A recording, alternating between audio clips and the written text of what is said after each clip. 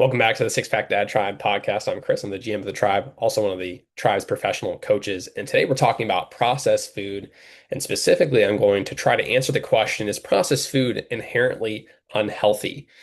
We recently ran two LinkedIn polls on processed food. The first one was true or false, processed food is inherently bad for you. And 54% of people said that was a true statement.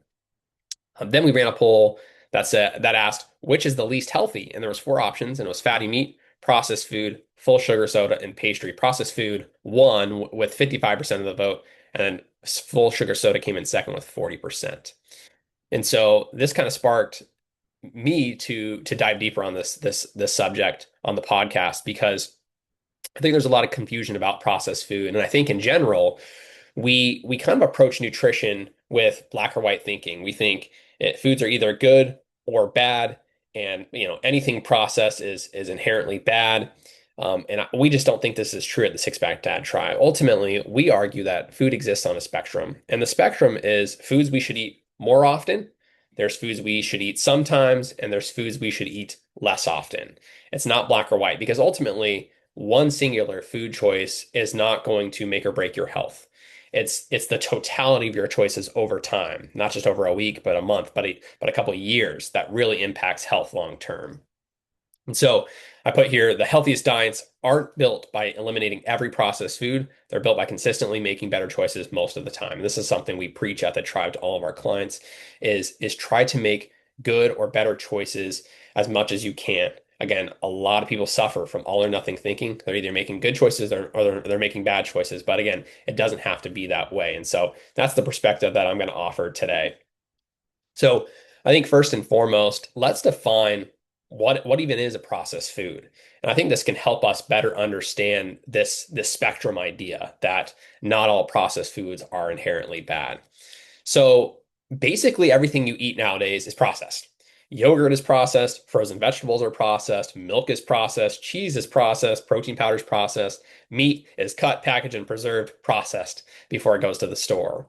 So rather than thinking, okay, processing equals bad, a better question. So we shouldn't be asking, oh, is this food processed and therefore is it good for me? We just need to ask ourselves, does this food help me build a healthy diet, regardless of if it's processed or not? Because again, that's just how our system works. A lot of food is processed, and processing, again, doesn't necessarily make a food unhealthy. Processing oftentimes makes foods a little bit better in terms of preserving it, giving it shelf life, enabling it to reach our grocery stores.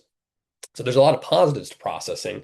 Now, that's not to say that there isn't bad processed foods or unhealthy processed foods. Not all processed foods are created equal. So, of course, there are highly processed foods, and these are the foods we know as junk food: chips, candy, pastries, and desserts.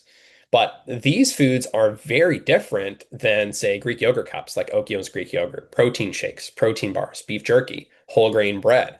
Again, all those foods are processed, but they're very, very different from junk food. So what's the difference? Put here, highly processed foods are often high in calories, added sugar, refined fats, and sodium while providing relatively little protein, fiber, or micronutrients. They're easy to overeat because they're incredibly palatable, and ultimately they are what we would call empty calories. They provide very low nutritional value, but provide a ton of calories. And so that's the difference. When you're looking at processed food and you're trying to understand, okay, if not all processed food is bad, then what is a processed food I should watch out for? What's the processed food I should eat less often? That's what you should look for is, again, foods that are high in calories, have a lot of added sugar, refined fats, added sodium, that also at the same time have little protein, fiber, micronutrients, things that support health. So moving from this topic, we need to define what even makes a food healthy. What are we aspiring to when we are trying to eat healthier? So I argue that a healthy diet is one that helps you maintain a healthy body weight or helps you get there, provides enough protein, fiber, vitamins, minerals, and healthy fats that support overall health and bodily function. It supports your activity level and lifestyle and is enjoyable enough that you can sustain it for years, not weeks. So when we're thinking about, okay, should I include processed foods as part of my diet? We need to think again, does this support my goals of living healthier? So oftentimes we'll hear from people online, especially we often get backlash when we post about protein drinks. People will say that's processed, that's bad for you. But a protein shake is actually a really convenient way for someone who's really busy, like a busy and executive dad, the guys we serve, to get protein in without a bunch of unnecessary calories. It also takes very little food prep. This isn't that doesn't make it unhealthy just because it's processed. That actually makes it very healthy for that individual specifically because it's practical. So again, that's the lens through which we should view, is a food healthy? Does it support my goals? Does it help me get in crucial nutrients that are important for health? Again, all the above bullet points that I just listed. So something we teach all of our clients is the 80/20 rule. So again, it's not sustainable. It's not realistic to just say processed food is bad, cut it all out. No one does that. What we tell people is try to build your diet on 80% of the time minimally processed foods. So again, the majority of your food should be coming from things like lean proteins, fruits, vegetables, whole grains, potatoes, beans, legumes, dairy, healthy fats.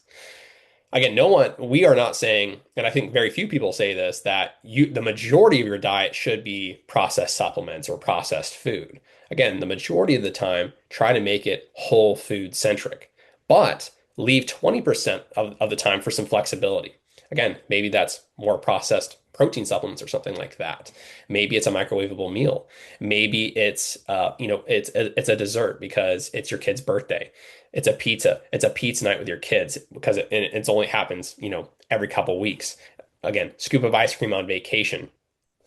That's the flexibility that actually allows you to have a sustainable diet long term and still live a healthy lifestyle. Because again, they're not mutually exclusive. It's not that if you eat processed foods, you will therefore be unhealthy and, gain weight or not be unable to lose weight. You can do both, especially when, again, truly 80% of the time you are eating whole foods, and then 20% of the time you are eating, unprocessed foods. But again, you're doing it in a way that's intentional and that's pretty limited. So again, we recommend this because we ultimately find that this is what helps people sustain a healthy diet long term. When you focus on perfection and focus on only eating clean, you often go through cycles of you eat clean for a couple weeks and then you're off the rails for a couple weeks and you go back and forth. Again, that's that all or nothing thinking, and that's why so many people struggle with their weight over their lifetime. So ultimately, zoom out and look at your diet from a a 30,000-foot view.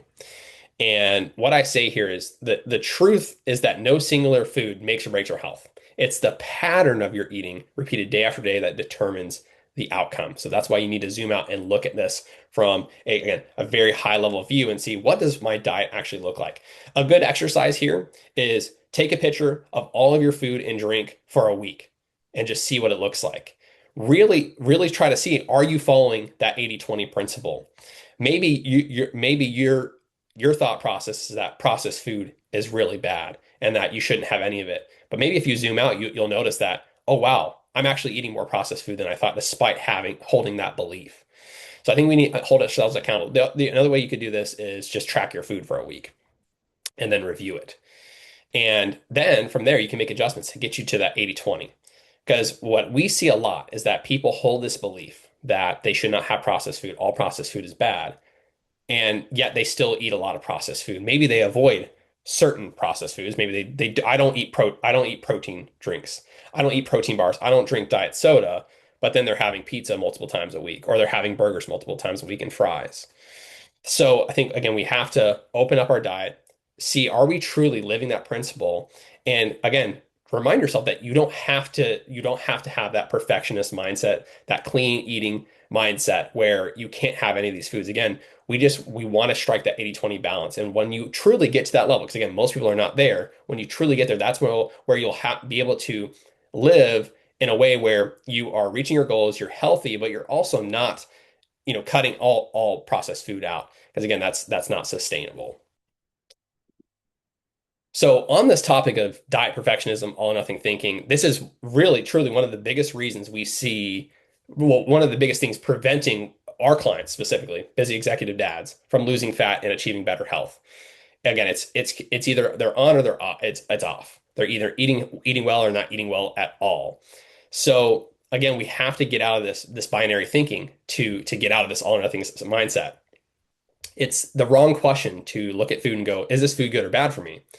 Again, the question I want you to utilize in your daily life is this a food I should eat more often, less often, or somewhere in between? And that will help guide you to making better choices and living truly that good, better, best mindset. Again, we can't always be thinking best case scenario. I only want to make the best choices. Again, sometimes good choices are perfectly fine. Just like the analogy I gave of the protein drink for a busy executive dad, that is a good choice. It's better than the alternative, which might be some, highly processed food like chips or candy or cookies or, whatever it might be for breakfast, like a pastry or something. But instead, he's making a better choice of a protein drink. Is it perfect? Is it a perfectly, well balanced whole food based meal? No, but it's better than the worst option there. And again, that's what really helps our clients specifically make results and sustain them long term and get out of this all or nothing mindset.